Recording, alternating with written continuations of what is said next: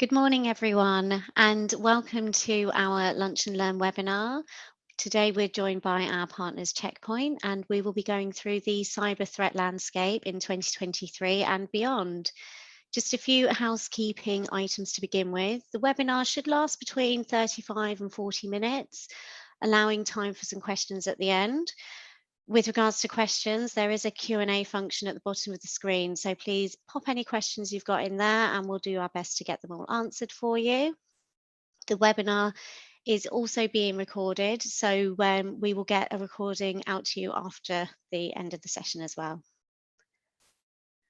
So today we're going to take a look at the cyber threat landscape and how it's been impacted by post-pandemic related digital migration. We'll have a quick run through of today's plan. We'll be going through the evolution of the network, the post-pandemic world, attack vectors and trends, evolution of ransomware, other malware that's on the rise, what to expect from 2023, how Claritas and Checkpoint can help, and we'll finish with a summary.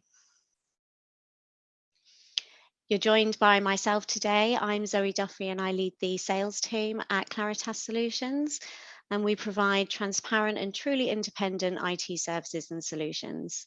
We're also joined by Neal Lewis from Checkpoint.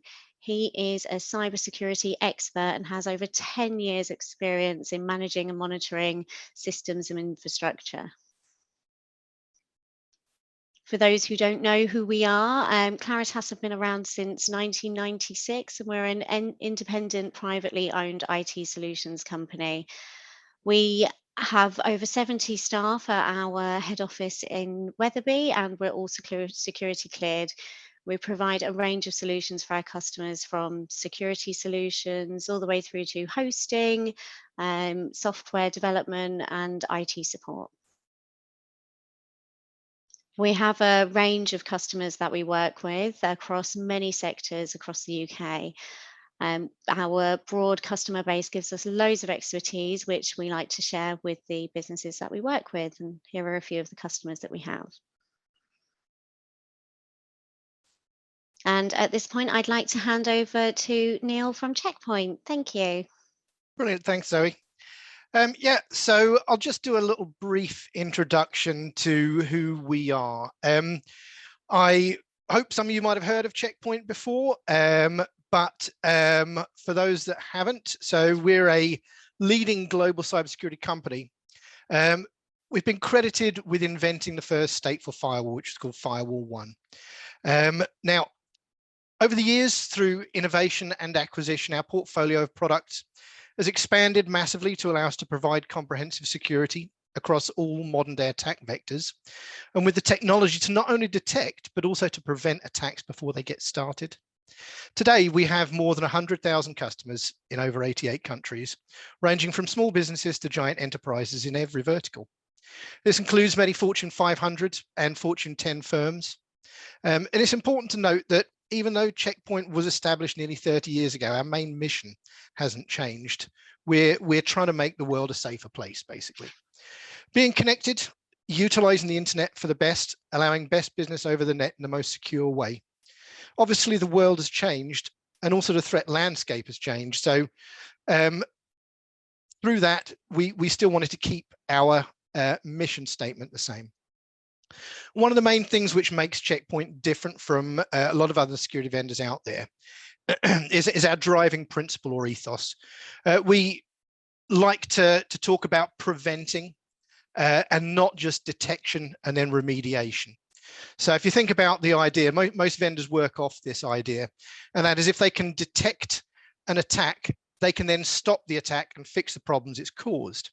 But we believe that if malware has managed to get inside your security boundary, even for just a few seconds, then it's already too late. So our goal is to block that malware at the boundary. We're purely a channel-based vendor, and so this is where our invaluable partners like Claritas come in. Our partners act like the engine of a car, I guess. So without them, we might still have a car, but the car ain't going anywhere. Okay, if we can move on to the next slide then.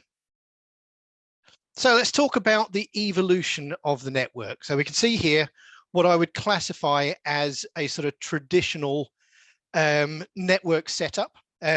it might have looked slightly different to this, but basically you'll have your single connectivity out to the internet. And at the border, at the network boundary, you'll have your firewall, your security appliance, and that will be protecting everything within that network boundary. So in this case, we've got our headquarters connecting directly out to the internet, but we've also got branch offices and a data center there on the other side. And instead of connecting direct to the internet, typically what they would do is they'd have private links connecting back to that central point. So in this case, back to the headquarters, or potentially it could have been a data center.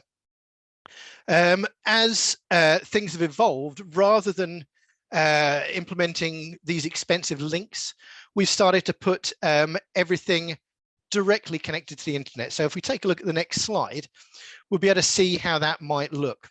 So there we go. We've got our internet. You can still see the headquarters there in the data center and our little branch offices, but they're connecting directly back to the internet.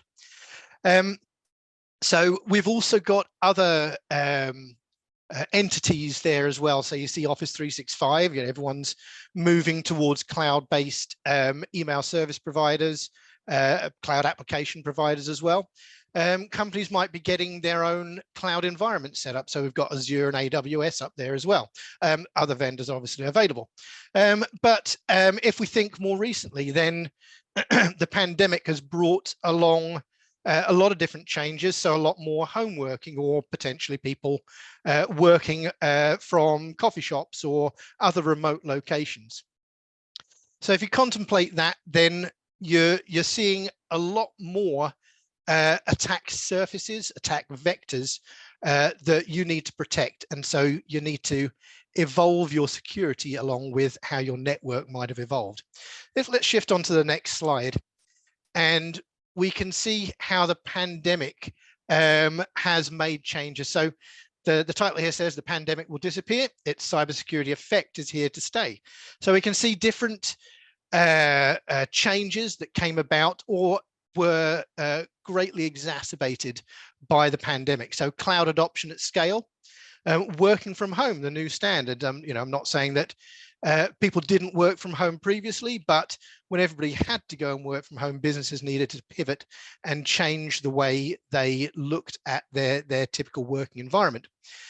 Seamless network connectivity as well. So, if you've got all of those people working from home or working from remote locations, they need to still be able to get access to all of that company information or to the secure company network without interruption or without having to jump through too many hoops. So that seamless connectivity is vital.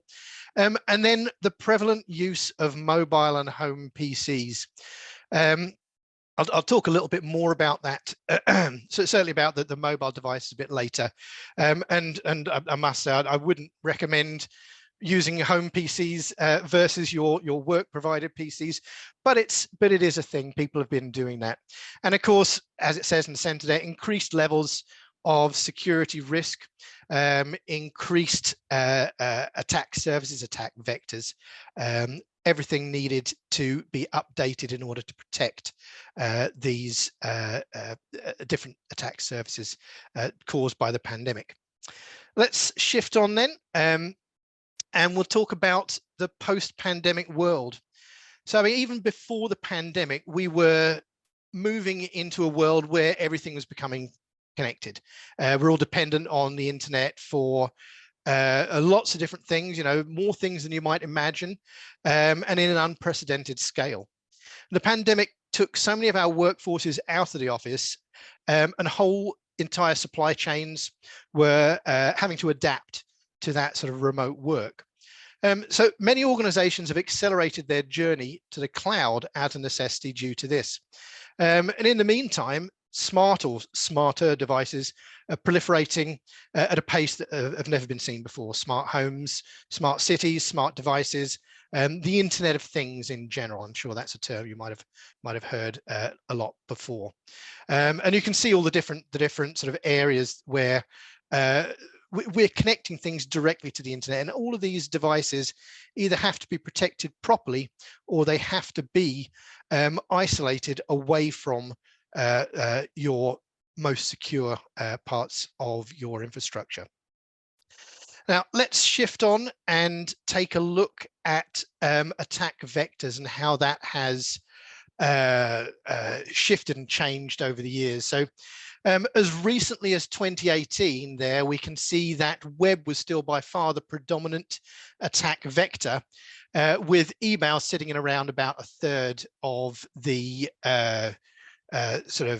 attacks occurring. 2019, that had greatly shifted. I mean, it was a trend before then as well.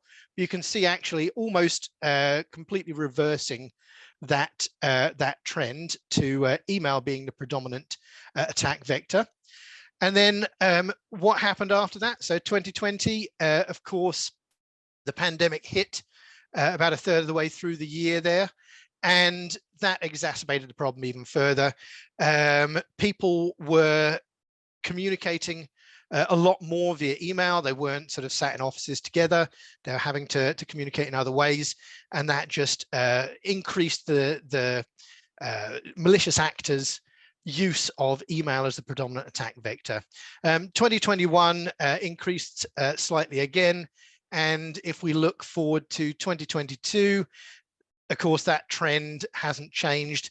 We're seeing email be not far off exclusively the only attack vector there. And early indications suggest that 2023 is no different. We're seeing the same increase in email as the predominant attack vector. Let's shift on and take a look at some of the malware trends over the last 6 months. So I've tried to pull off this information to focus solely on the UK. It's slightly varying across different global regions, but in general, you do see a lot of the same trends across all regions of the globe. And I know this slide's a bit busy here. I mean, we've got all of the different sort of major attack types included in this graph. So what I'll do is I'll just take a brief minute to talk about some of the sort of predominant malware trends that we saw over 2022. So ransomware, this is probably the big one on most people's minds. Ransomware operations have posed significant challenges for cyber criminals. Therefore, many groups have chosen to focus on data extortion instead of just encryption. We'll talk about that a little bit more in more detail in a few slides' time. Many different types of information are considered sensitive, from corporate, financial, proprietary data to personal data relating to health, financial data, or other personally identifiable information, which makes the threat of data exposure even more potent of a threat to worry about there. Unrestrained wipers. Now, wipers are a thing that have been around for a while, but the prevalence of them is becoming more visible out there. So during 2022, there was a noticeable shift in the scale of destructive malware deployment. So if you don't know what a wiper is, basically the idea that you can get infected by one and it will destroy data, not just encrypt it, but completely destroy it, completely delete it. So that makes things like cyber espionage activity supplemented by destructive cyber operations as something that's taken a more of a front row seat. These things, though, they're instigated typically by nations whose goal appears to be to inflict as much damage as possible. So you might not see your typical, I don't know how to best describe it, private malware organization deploying this kind of a tactic. More nation state actors deploying this as a way to create damage as opposed to extract or extort money. Hacktivism. This is a thing that's becoming more and more prevalent as time goes by. Hacktivism is basically where a group will utilize hacking techniques in order to get their point across, political points and things like that. So the boundaries between state cyber organizations and hacktivism have been blurred as more hacktivist groups are now state affiliated and promote nation state narratives. So in a sense, a bit like the nation state wipers destructive capabilities, they're also looking to influence people through hacktivism. Cloud third-party threats. There's been a significant increase in the number of attacks on cloud-based networks per organization, shot up by 48% in 2022 compared with 2021, indicating a shift for threat actors' preference to scan the IP range of cloud providers, and then gaining easier access to sensitive information or critical services. And this is something that's kind of tied in with that shift to cloud environments. More and more businesses shifting their data into the cloud, but perhaps not managing to get their cloud environments protected well enough. So threat actors are seeing that as a potential easier way in to do whatever they're trying to do, ransomware, whatever it is they're trying to do there. And then weaponizing legitimate tools. So to combat sophisticated cybersecurity solutions, threat actors are deploying and perfecting their attack techniques, which increasingly rely less on the use of custom malware and shift instead to utilizing non-signature tools. They use built-in operating system capabilities and tools, which are already installed on target systems, and exploit popular IT management tools that are less likely to raise suspicion when detected. Commercial off-the-shelf pen testing and red team tools are often used as well. So let's shift on to the next slide then and take a look specifically at ransomware trends. Now, for the more eagle-eyed of you, if you take a look at the impacted organizations, you'll see the percentage there is actually somewhat lower than some of the other types of prevalent malware attack. But the point with ransomware is that it is typically a lot more damaging, or the impact that it has is a lot more costly, and it takes a lot more work and effort to remediate against it. So it poses a much greater risk to organizations. And you can see here the global versus UK trends. UK's a bit lower than global as far as trends goes, but in general, the trends are always on the up, and ransomware is still considered one of the greatest threats to organizations globally at the moment. So let's shift on and take a look at how ransomware has evolved. So ransomware's tactics have changed over time. Our sort of traditional ransomware attack, if we look way back there in 2013, would have typically been to encrypt files and then demand a ransom. So let's see what we've got here in my notes. In 2013, the CryptoLocker appeared and spread by compromised websites and emails. The user got a screen locker ransom message asking for a payment in a cryptocurrency. The value of the Bitcoin was not that high at the time, and overall payments per machine were approximately $300 US. So we can see here that the average cost per company might have been $300,000. So that's working on the idea that there was an average of about 1,000 machines affected, therefore $300 per machine, $300,000 per company. So you could have recovered your information by a simple Bitcoin payment, and got the unencryption key or the unencryption software from the attacker. And of course, you may well have been told this many times before. There's not always the guarantee that that attacker would have actually followed through with it. The notion that somebody that is willing to commit a criminal act, are they willing to be honest about helping you restore your data after you've paid them some money? anyway, so beyond that, in 2017, we're introduced to WannaCry, which was the first sort of global ransomware, and to NotPetya, which is the first nation state targeted ransomware. Actually, not NotPetya, was a wiper, to be more accurate. So during these years, organizations equipped themselves with advanced security solutions to protect their network, devices, and servers. But even with these global campaigns, organizations still had control of their data, whether it was encrypted or not. So what we mean by that is that data still resided on the company servers or on company machines. And so provided that ransom was paid, or if there was a way to decrypt that data without paying the ransom, there was no other risk to that company. And due to this, it meant that the amount of money that these malicious actors could extract was somewhat limited. And you see the increase there up to $15 million per organization there as a potential payout.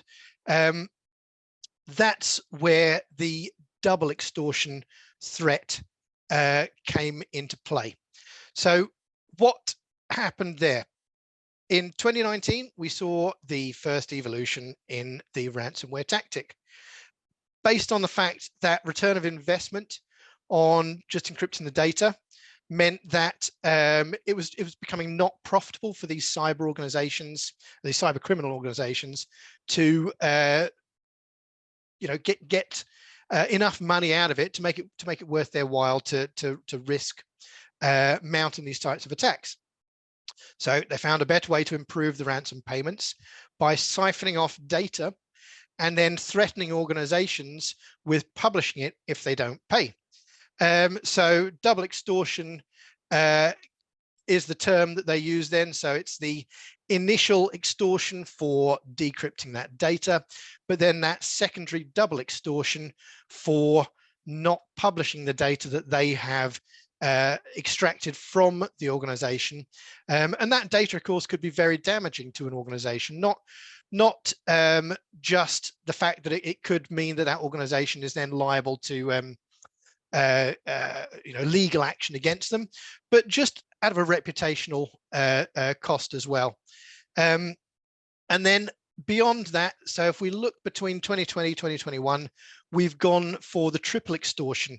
Triple extortion is after that secondary threat to publish information goes, there's then the threat against that company's customers, their partners or their suppliers, potentially even their employees. So, the threat to the company wasn't enough. If you then threaten their customers with releasing sensitive information about them, they can then leverage customers, partners, etc., to pay them a ransom as well. And as you can see there, that increase in the sort of payments that these threat actors were getting is actually 100% increase from the double to triple threat extortion tactic there, making it very profitable for these malicious actors. Let's move on, take a look at some of the other threat types that are out there. So infostealer attacks, you can see here the impact, number of impacted organizations, the percentage of impacted organizations is relatively higher than what you might see through a ransomware, what's considered ransomware attack. Infostealer, so let's take a look at what the official line on what an infostealer attack is. It's a Trojan that is designed to gather information from a system. The most common form of infostealer gathers login information, usernames and passwords, which it sends to another system via email or over a network. Other common information stealers include things like keyloggers that are used to log keystrokes, and that might then also reveal sensitive information that then can be used to potentially infiltrate a company's network and mount other types of attack within the network. So again, you can see quite a significant increase in the last 6 months in the number of insta attacks, number of companies that are impacted by insta attacks. Globally, again, globally, the average is slightly higher than the UK, but the trends are upwards, causing a significant risk and worry to organizations out there. Let's have a look at another one then on the next slide. Banking attacks. A banking attack is a term that might be used to cover any type of malicious attack against a banking or financial organization. So according to IBM's 2021 cost of a data breach report, data breaches in the financial industry have the second highest costs behind the healthcare sector. Verizon's data breach investigation report places the financial industry in the top 5 for the number of security incidences in 2021. Access to valuable data that can be used in fraud and other cyber attacks makes the financial industry a target for expensive and damaging data breaches. And it's quite obvious, isn't it, really, if you think about it? The banking industry has a lot of money, and any way that a malicious actor can get a hold of some of the money that the banking industry has, then that's a big incentive for them to try and mount attacks against the industry. So if we think about it as a threat more recently, I think you could potentially look at what the pandemic has done, but even before the pandemic, we were moving our banking more and more online, less and less physical visits to the bank, more and more bank branches closing down. It's just an example to how it might affect you or I, but also businesses transact everything online these days. So my other notes here, technology has made it possible for financial institutions to offer more services online and to conduct more transactions electronically. This has made the sector more reliant on technology and has also made it more vulnerable to cyber attacks. Why is it more vulnerable to cyber attacks? The more sort of threat vectors, the more threat attack surfaces there, the more you have to secure, the riskier it is for these businesses. If you contemplate banking businesses may actually have a lot of older technology in place when it comes to doing some of this transacting. I was in a place not too long ago and was talking to one of the people there, and they were still using Windows 7 on their machines. And for any people in the industry, that is kind of a grinding thing on your ears, hearing somebody say, yeah, we use Windows 7 on all of our machines here, and these machines deal with financial transactions. You think that's not very sensible. So a lot of banks are doing a lot of updating as well, moving stuff into the cloud. Whenever new technologies are put into place, there's a lot of risk there involved in not getting these technologies secured properly. So let's move on to the final sort of threat surface, or attack surface that I'll look at, and that's mobile attacks. So if we think about how the world is more and more resorting to our mobile phones, you see it all the time. People sat there with their head buried in whatever they might be looking at on their mobile devices. That translates across to your working environment as well. And again, I'll revert back to the pandemic. That has just greatly exacerbated the issue, where people are more and more using not just their work provided mobile devices, which actually might be locked down a lot more effectively, but also their personal mobile devices in order to gain access to perhaps their company email or even gain access to their company networks. And this is a massive attack vector or attack surface that is potentially not being paid enough attention. People don't necessarily think about that first when they think about securing their company data or their company networks. As a result, you're seeing a lot of unsecured devices that then have the potential for a malicious actor to try and get a malicious application installed that can either use that device to gain access to sensitive information, sensitive parts of a company network, or to extract information from, like we're talking there with the information stealers, keyloggers, that kind of thing. So yeah, I suppose the graphs kind of say it all. The mobile attacks are on the rise. Still quite a low percentage of organizations impacted, but it is most definitely on the rise, seen as sort of an easy risk, an easy vector for malicious actors to gain access to. Let's move on then to what we can expect in 2023.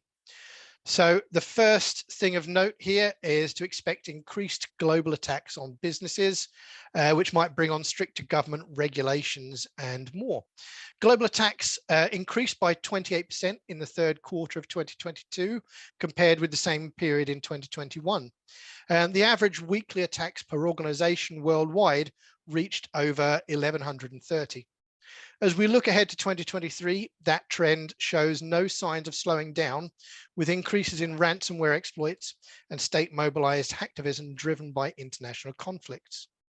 Hikes in destructive malware and impactful hacking exploits.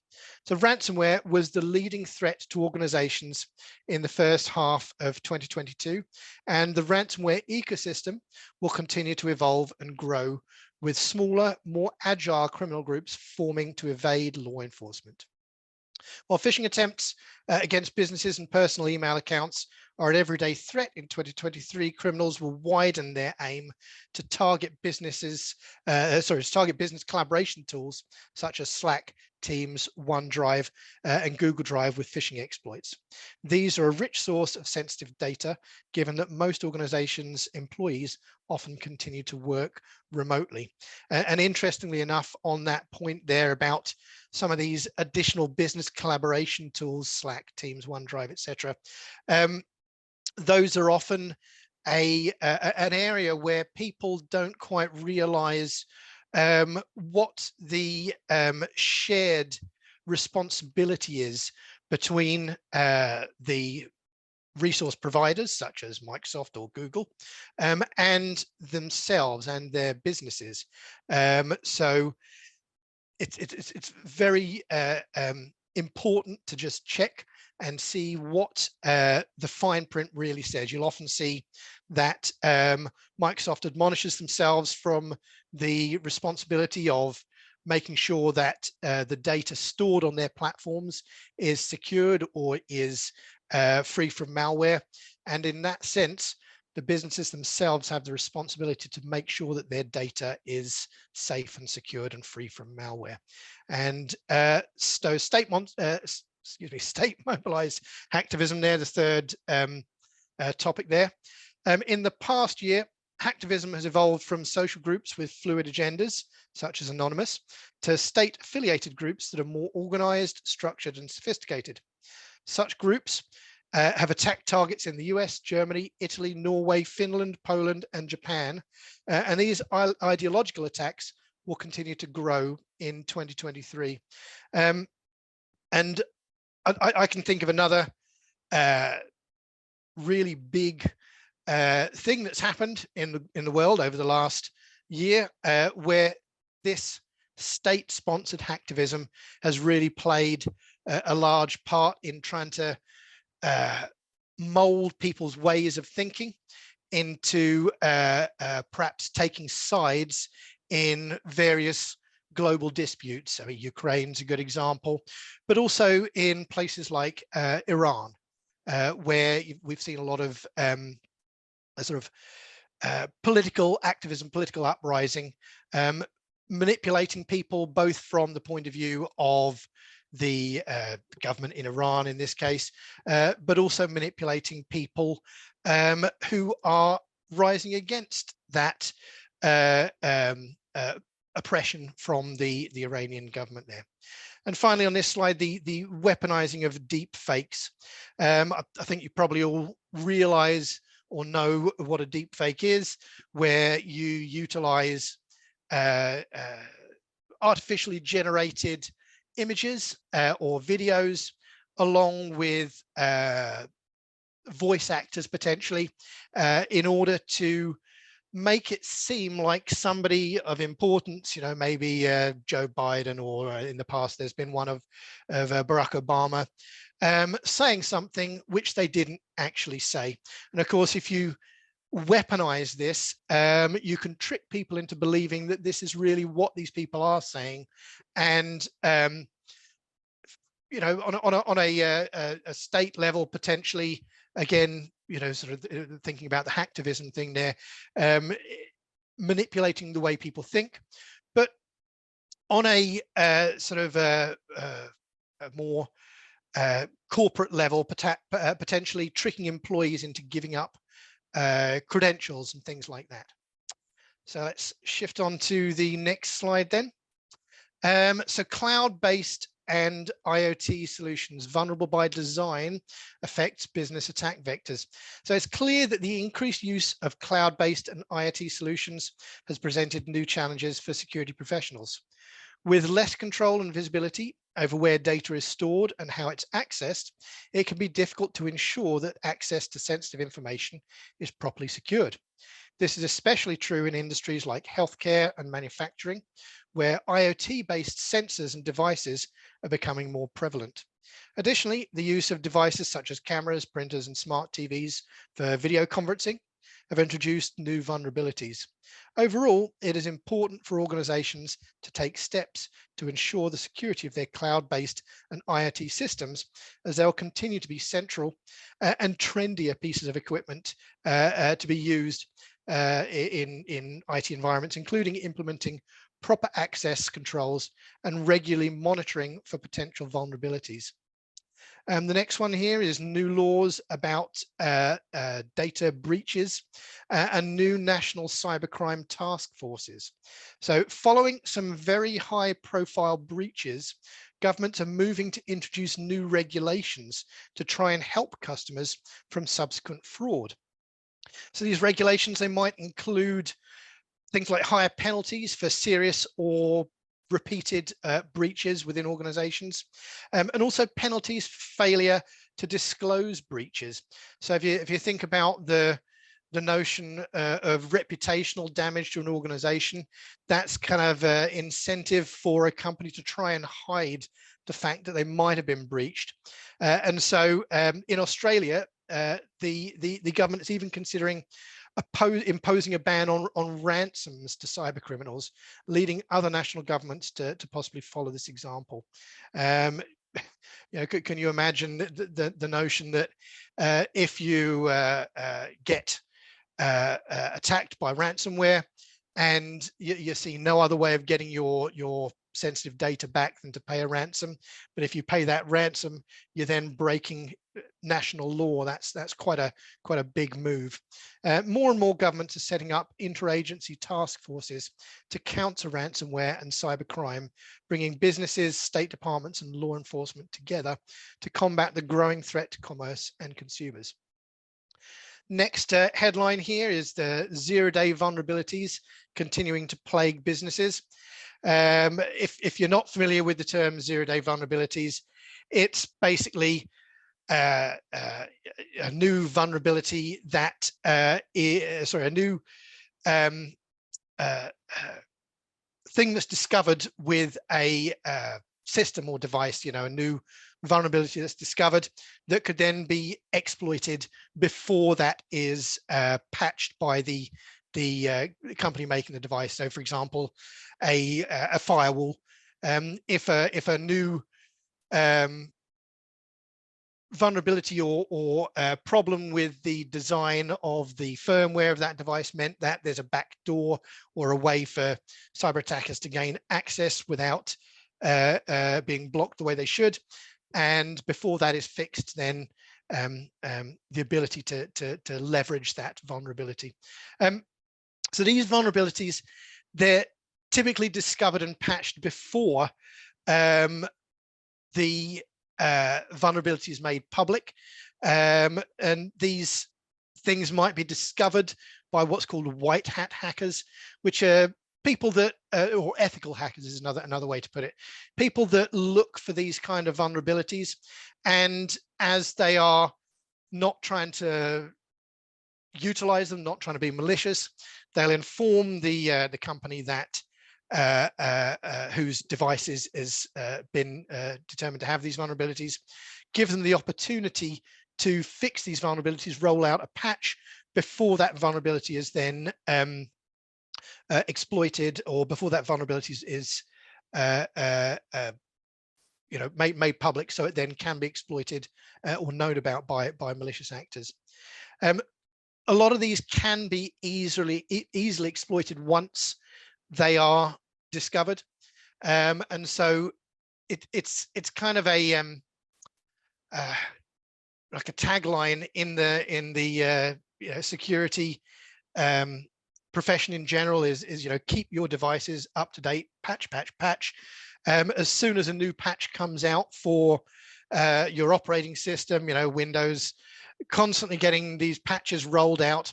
The tempting thing is to, I'll just stick that on hold until next week or the week after. It's vitally important that these patches are put into place, the firmware updates are rolled out to avoid exposure to vulnerabilities that might well be known about, and vulnerabilities that have been fixed, but require that patch to actually make sure you are secure in all of your systems.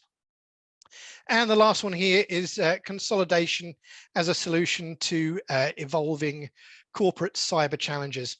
So organizations have more complex distributed networks and cloud deployments than ever before because of the pandemic as an exacerbating factor. And with so many elements to consider, security teams need to consolidate their IT and security infrastructure to improve their defenses and reduce their workload to help them stay ahead of threats.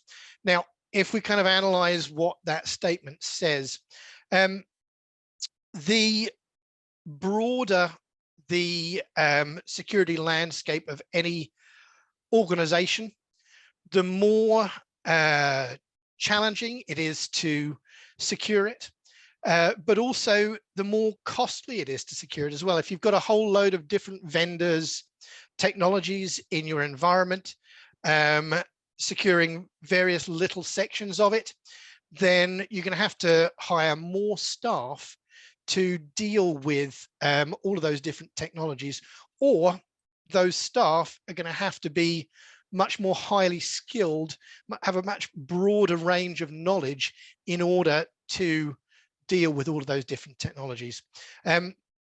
So this kind of thing has been termed as the sort of cybersecurity gap, where the ever-increasing costs of securing a business's environment, and the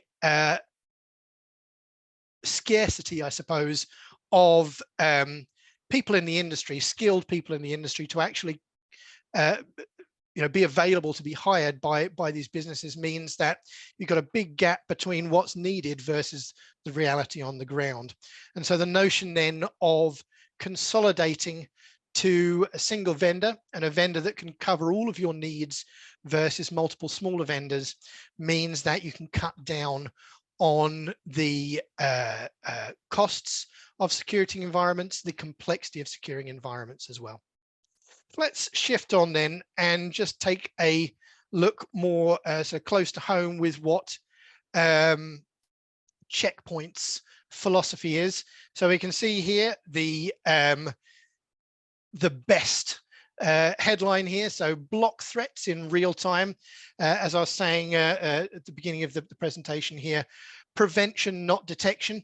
So if you can prevent those threats, those bits of malware from infiltrating your security boundaries at all, then that can greatly decrease the potential cost of remediation, but also, just decrease the complexity of trying to secure your environment, decrease the level of effort that a employee might have to put in order to detect and remediate against these threats everywhere. So consolidation across the networks, across the clouds, and across all users. We aim to have our portfolio of devices and appliances able to cover all of your needs. Smart AI-powered prevention and operations kind of speaks for itself there.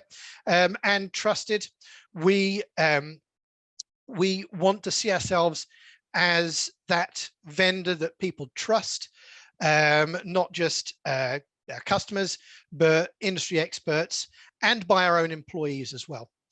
Let's shift on to the next slide. This actually covers what we are now calling Checkpoint's 3 C's. So comprehensive, and it's sort of covering again some of the ground that last slide talked about, but we're sort of visualizing it a little better here. So prevention across all attack vectors. Our solutions cover all of those attack vectors with that prevention first philosophy rather than the detect and remediate. So bringing into focus the notion that instead of having to leverage multiple different vendors in order to cover all of those attack vectors, then you'd only need the one, hopefully. And of course, we've got all of those products there that will cover you wherever your needs are. Consolidated, so that trusted vendor, bringing everything under the one vendor banner, but with unified management underpinning all of our products. So if you think about the notion of having 5 different vendors, each vendor might have their own management platform that then has to be kept track of, but also learned by your security staff. So there's more complexity involved there, and potential for more staff needing to be hired. If you can unify it under one management platform, making it easier to keep track of, then it's very beneficial to your business out there. And of course, collaborative as well. So that 3rd C, best security engines applied to any attack vector. So our security engines working together, but if you look at the sort of the graphic of the brain in the center there, that's our central threat intelligence database. Our database has been growing for nearly 30 years. It's leveraging also industry available information on new threats, so it's not just relying on our devices around the planet reporting back into that database. It's also relying on industry available data, helping to build that repository of knowledge, and helping us to prevent against any attacks that are known, but also unknown attacks as well. So using AI engine to look at behavior and strange things going on, if you like, within your data streams, within your environment there. Being able to detect attacks that have never been seen before is key to that sort of prevention philosophy. So without being able to detect never before seen malware or never before seen attack types or attack behavior, then you're not going to be able to prevent those attacks at the security border, and you're not going to be able to stop those attacks from gaining access to your infrastructure, even if they can be mitigated against after the attack has started. You're still going to incur a lot more problems, a lot more financial cost in trying to get those systems cleaned up.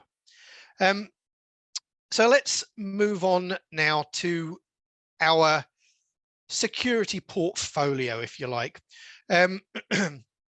This graphic here is sort of covering all of the different areas of our portfolio. So you can see in the bottom left there, the quantum section. This is the more traditional area of where you might know Checkpoint from. So our security gateways, our enterprise firewalls, our SMB suite, which has recently been added to the security gateway portfolio, but also our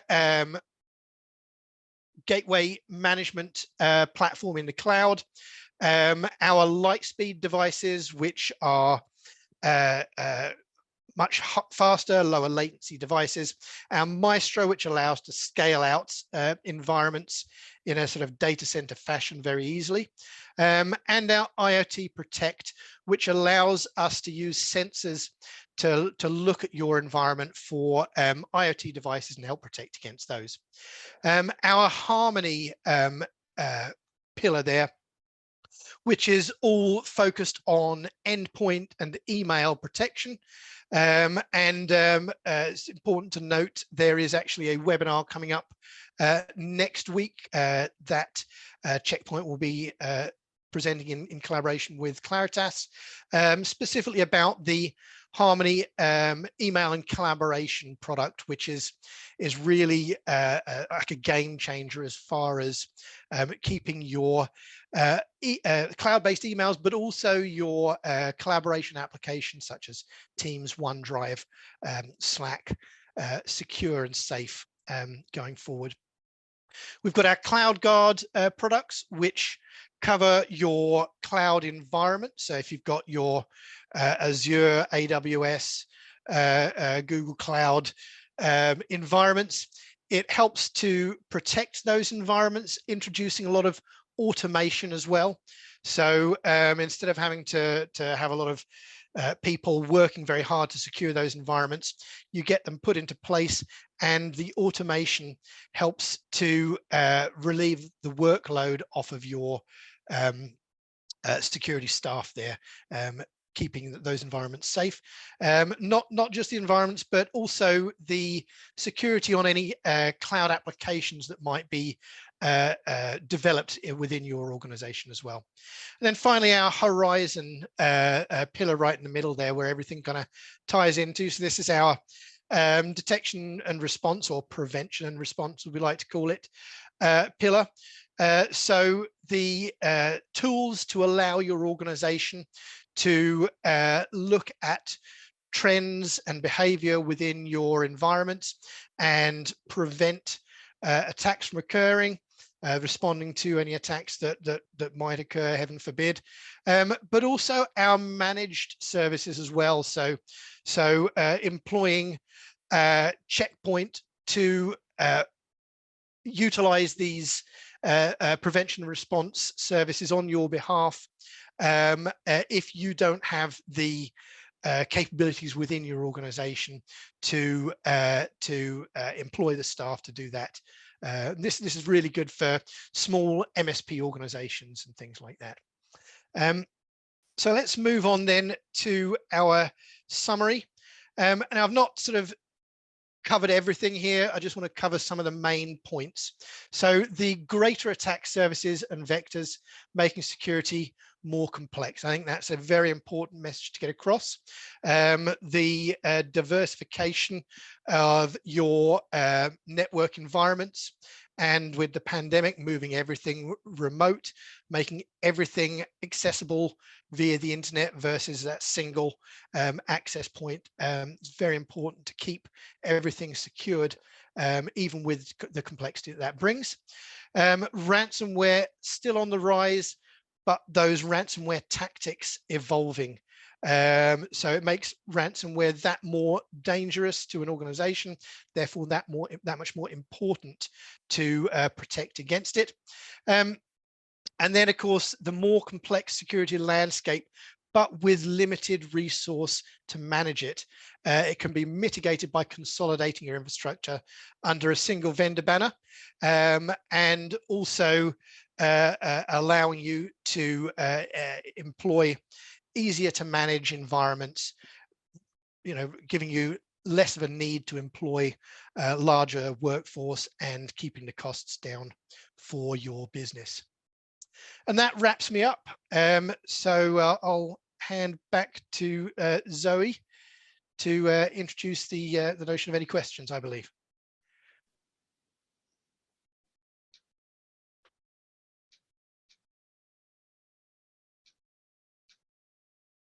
Hello, sorry about that, everybody. I was just having a little bit of technical issues. Right, thank you so much, Neal. That was really, really interesting. Especially, I found when you were talking about the Australian government and how they're effectively going to ban you paying ransomware like people off. I just find that really, really interesting.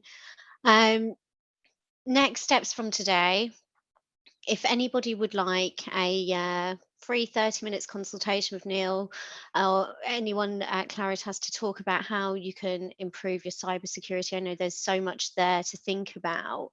It can be quite overwhelming. Please get in touch with us, and yeah, be more than happy to talk through it with you in some more detail.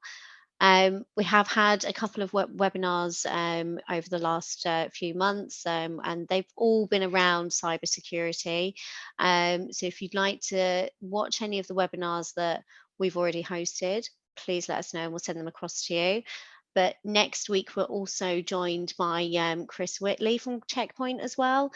And as Neal mentioned, he'll be talking through specifically the Harmony email and collaboration solution that they've got. So please let me know and we'll get you registered for those too. We'll move on to a couple of questions. I know we're a little bit short of time. Neal, the first one I had was that I get asked a lot about the number of security vendors that you should use, and you shouldn't kind of put all of your eggs in one basket. What would you recommend if, from Checkpoint's point of view, obviously you offer kind of everything. Is it a good route to go down? Absolutely, of course, especially if you go down the Checkpoint route. In all seriousness, though, this is a great question. That way of thinking is a very traditional security mindset, not just security, but sort of networking mindset as well. The notion of having multiple different vendors meant that you've got multiple different methods of detection out there, potentially, at least. Yeah. It does inherently bring its own challenges. And I mentioned a few of those in the presentation there. The notion that you've got multiple different systems you've got to manage is then more costly for organizations to get the staff to either manage each individual vendor's products, or to get people that are skilled enough in order to manage all of those vendors' products. And with the sort of ever-changing attack types that are out there, the more traditional method of responding or protecting against those attacks, that's basically the same across any vendor. Relying on a database of known signatures and things like that to protect against any known threats. It's that those unknown threats, that sort of 1% of threats that might come through, that is vitally important that people protect against. And so the more important thing there is making sure you've got all of your bases covered by a comprehensive set of products. And if those products are able to work together, so not just working independently as individual vendors' devices or products, working together which you don't get typically by working one product against another vendor's product, then your system becomes more effective. Any sort of newer lessons you will learn about this will teach you that that mindset. Excellent. No, that's great. Thank you. And you very briefly touched on it earlier. The what insights and trends could be seen from cyber activity and the data collected in the lead up during the Ukraine war? Right. Yeah. That's a good one too. I think we've all talked about things like cyber warfare, or heard about it in Yeah. movies and stuff like that. And actually, this maybe it hasn't been presented in the news particularly, but it has been a huge factor, even in the lead up to the sort of Russian invasion of Ukraine. There was a lot of activity going on. If you sort of listen to the news, then you'd get lots of people chiming in and saying, "Oh, Russia will never do it. They're just saber rattling. They're just threatening." But actually, I don't know how far back it went, but certainly in the months leading up, so January, February of 2022, there was a lot of activity targeting Ukrainian infrastructure or even Ukrainian citizens, and it was being instigated by threat actors that were state-backed from Russia. And of course, moving beyond that, I think there's actually a lot of interesting information that's been picked up that exposes Russia's thinking on this invasion. They thought, yes, we'll get this done in a couple of weeks. And so they weren't prepared to be battling this sort of cyber warfare, this sort of dark warfare in the background on such an extensive scale. And so it actually took Russia a long time, maybe several months, up to 6 months, before they really got their act in gear as far as that cyber threat, that cyber warfare goes. Whereas Ukraine did a fantastic job of battling back against both Russian infrastructure. So we saw things like the Russian sort of state military websites going offline, and the hacking into of some of their secure infrastructure, but also that hacktivism message again, where they're getting their message out to people around the world, but people in Russia, to try and get the point across that what they're being told by the Russian government isn't the whole truth and nothing but the truth. And so it's really interesting to see that actual cyber warfare going on in the real world. Really interesting. It's not limited to there. Like I said earlier, the Iranian thing is a big factor too. You're seeing a lot of cyber threats, but cyber warfare going on internally within Iran as well. Yeah, it's scary times, isn't it? It is. Well, Neal, we are out of time, I'm afraid, but that has been very, very insightful. So thank you so much for joining us today, and I look forward to the next one on the 9th. If anybody does have any questions for myself or for Neal, please get in touch with me. All of my details are there, and we'll absolutely do our best to help. And thank you very much for joining us. Thanks, Neal. Thanks. Not a problem. Thanks, everyone. Thanks.